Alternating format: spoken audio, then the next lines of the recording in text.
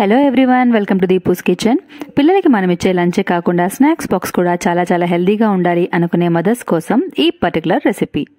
Snacks అనేవి పోషకాలతో నిండి ఉండాలి, టేస్టీగాను ఉండాలి, హెల్దీగాను ఉండాలి. సో ఇలాంటి రెసిపీస్ని తప్పకుండా ట్రై చేసి నచ్చితే ఛానల్ని తప్పకుండా సబ్స్క్రైబ్ చేసుకోండి. మొదటి రెసిపీ కోసం ముందుగా కప్పు పాలకూరని తీసుకొని బాగా వాష్ చేసేసుకొని ఆ తర్వాత వాటర్లో వేసేసుకొని 2 నిమిషాల పాటు ఉడికించేసుకొని తీసేసుకోవాలి. వీటిని వెంటనే మనము కోల్డ్ వాటర్లోకి వేసేసుకోవాలి. ఎక్కువసేపు ఉడికించాల్సిన పని లేదు. 2 నిమిషాలు బ్లాండ్ చేసి ఇలాగ కోల్డ్ వాటర్లోకి ట్రాన్స్ఫర్ చేసేసుకుంటే మనకి కలర్ అనేది రిటైన్ అవుతుందన్నమాట. ఇప్పుడు వీటిని తీసేసుకొని మిక్సీ జార్లోకి యాడ్ చేసేసుకుందాము. ఫ్లేవర్ కోసము ఒక్క పచ్చిమిర్చి అలాగే ఒక వెల్లుల్లి వేసుకోవడం ఆప్షనల్. వేసుకుంటే ఫ్లేవర్ అనేది చాలా బాగుంటుంది. పేస్ట్ లాగా చేసేసుకొని తీసుకొని 1 కప్పు ఇడ్లీ పిండిని తీసుకుంటున్నాను. ఇందులో ఆల్రెడీ సాల్ట్ ఉంటుంది కాబట్టి నేను యాడ్ చేయట్లేదు, లేకపోతే యాడ్ చేసుకోండి.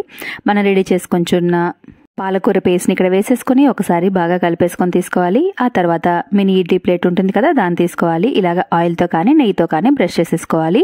ఆ తర్వాత చిన్న ఇడ్లీలను అయితే పెట్టేసుకోవాలి. చూస్తున్నారు కదా, చూడ్డానికి కలర్ఫుల్గా ఉండడమే కాదు, తినడానికి కూడా మంచి ఫ్లేవర్ఫుల్గా చాలా టేస్టీగా ఉంటుంది. పాలకూర తినని పిల్లలకి ఇలా ఇస్తే సరిపోతుందన్నమాట. 2 కప్పుల వాటర్ని వేడి చేసేసుకొని ఈ ప్లేట్ని ఉంచేసుకొని 7 నిమిషాల పాటు స్టీమ్ చేసుకుంటే మనకి ఎంతో హెల్దీ అయిన పాలక ఇడ్లీ అనేది రెడీ అయిపోతుంది. చూస్తున్నారు కదా. సో వీటిని ఫస్ట్ ఒక ప్లేట్లోకి అయితే తీసేసుకుందాము. వీటిని ఇలాగే అయినా కూడా మీరు సర్వ్ చేసేసుకోవచ్చు. కొంచెం ఇడ్లీ పొడి వేసుకొని, అలా కాకుండా కొంచెం తడకా వేసుకొని కూడా మనము సర్వ్ చేసుకోవచ్చు. అందుకోసం ప్యాన్లో 1 టీ స్పూన్ అంత ఆయిల్ వేసుకొని కొద్దిగా ఆవాలు, జీలకర్ర అలాగే మినపప్పును వేసుకొని 1 ఎండుమిర్చిని తుంచి వేసేసుకొని కొంచెం కరివేపాకును వేసుకొని గోల్డెన్ బ్రౌన్ అయ్యేంత వరకు ఫ్రై చేసేసుకోవాలి. ఇవి కాస్త ఫ్రై అయిన తర్వాత మనం రెడీ చేసి ఉంచుకున్న ఇడ్లీని ఇక్కడ వేసేసుకోవాలి. ఒకసారి కోటింగ్ అయితే ఇచ్చేసుకోవాలి. తర్వాత మీ దగ్గర ఇడ్లీ పొడి కనుక ఉన్నట్లయితే దాన్ని 1 స్పూన్ వరకు ఇక్కడ వేసేసుకొని ఒకసారి కోటింగ్ ఇచ్చేసుకొని తీసుకుంటే టేస్టీ అండ్ డెలిషియస్ అయిన పాలక్ ఇడ్లీ రెడీ అయిపోతుంది. ఇది పిల్లల కోసం మాత్రమే కాదు, ఇంట్లో ఎవరికైనా సరే ఈవినింగ్ స్నాక్గా చేసి పెట్టుకుంటే చాలా బాగుంటుంది. సో తప్పకుండా ట్రై చేయండి. సో ఎలా అనిపించింది రెసిపీ? నచ్చితే లైక్ చేసి ఛానల్ని తప్పకుండా సబ్స్క్రైబ్ చేసుకోండి. సో నెక్స్ట్ రెసిపీలోకి వెళ్ళిపోదాము. ఇందుకోసం ముందుగా రాగిపిండి ఇడ్లీ కోసం మనం బ్యాటర్ ప్రిపేర్ చేసుకుంటాం కదా. సో ఆ ఇడ్లీ బ్యాటర్ అనేది ఇక్కడ ఉందన్నమాట. ఇందులో కాస్త తగినంత ఉప్పు వేసేసుకోవాలి. ఇందులోకి 2 టేబుల్ స్పూన్ వరకు తరిగిన ఉల్లిపాయ, 1 పచ్చిమిర్చి, పిల్లల కోసం అయితే మీరు అవాయిడ్ చేయొచ్చు. కొద్దిగా తరిగిన కరివేపాకు, కొత్తిమీరని వేసేసుకోవాలి. అలాగే 2 టేబుల్ స్పూన్ల వరకు తురిమిన క్యారెట్ని వేసుకొని ఒకసారి బాగా మిక్స్ చేసేసుకొని తీసుకోవాలి. ఈ రాగిపిండి ఇడ్లీ బ్యాటర్ని పక్కన ఉంచేసుకొని అప్పం ప్యాన్ని స్టవ్ మీద ఉంచేసుకొని వేడి చేసేసుకోవాలి. కాస్త ఆయిల్ కానీ నెయ్యి కానీ రాసి ఇలా బ్రష్ చేసేసుకొని మనం రెడీ చేసి ఉంచుకున్న రాగిపిండిని ఇక్కడ మనము వేసేసుకోవాలి. ఈ అప్పాలని మూత పెట్టేసుకొని 2 నిమిషాల పాటు కుక్ చేసుకోవాలి.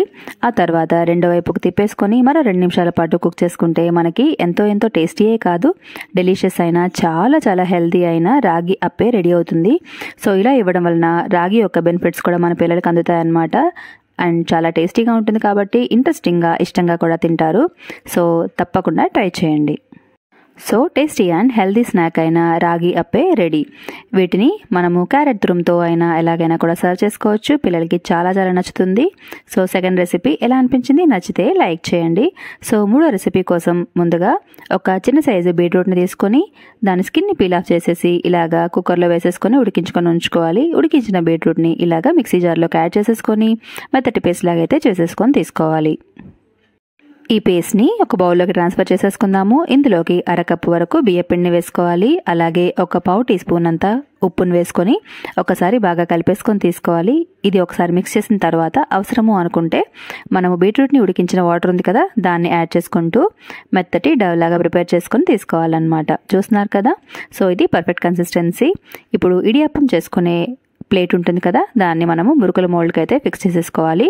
కొంచెం ఆయిల్ని బ్రష్ చేసేసుకొని మనం రెడీ చేసి ఉంచుకున్న బియ్యపిండి మిక్చర్ని వేసేసుకొని చిన్న ఇడియప్పంని ప్రిపేర్ చేసుకోవాలి. ఇందుకోసం ఒక ప్లేట్లో కాస్త నెయ్యిని రాసుకుని ఉంచుకున్నాను. దానిపైన మనకి కావాల్సిన సైజులో ఇడియప్పంని ప్రిపేర్ చేసేసుకోవాలి. చూస్తున్నారు కదా.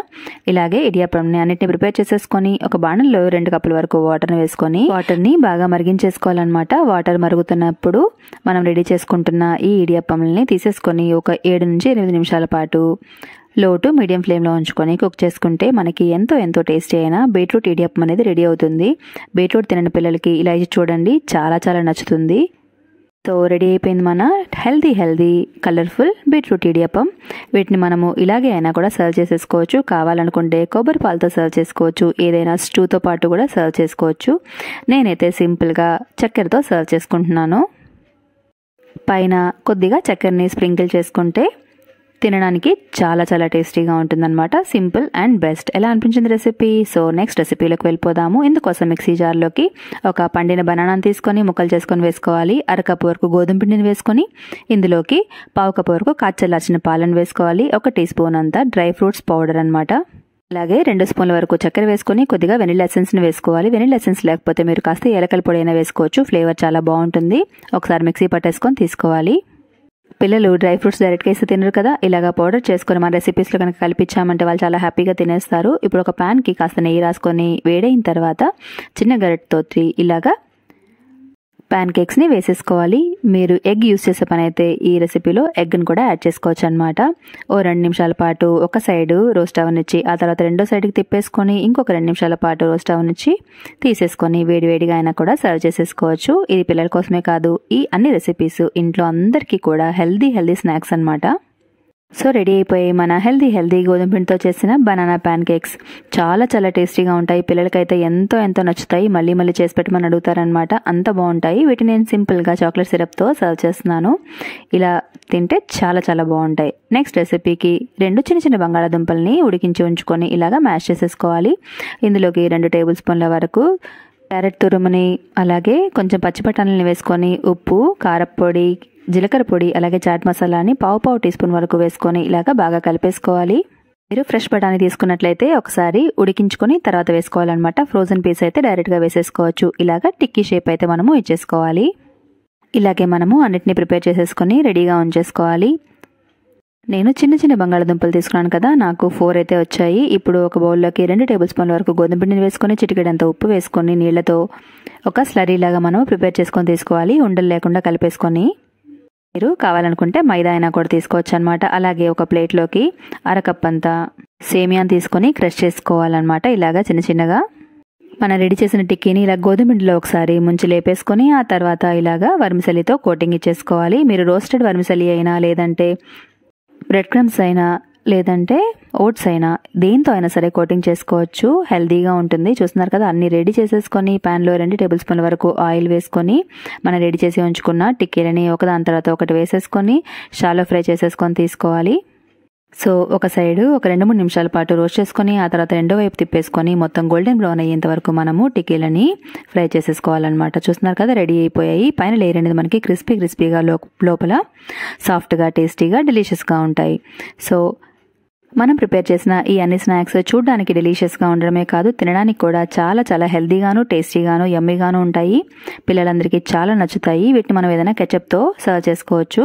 ట్రై చేసి నచ్చితే ఛానల్ని తప్పకుండా సబ్స్క్రైబ్ చేసుకోండి. ఒక లైక్ ఇవ్వండి.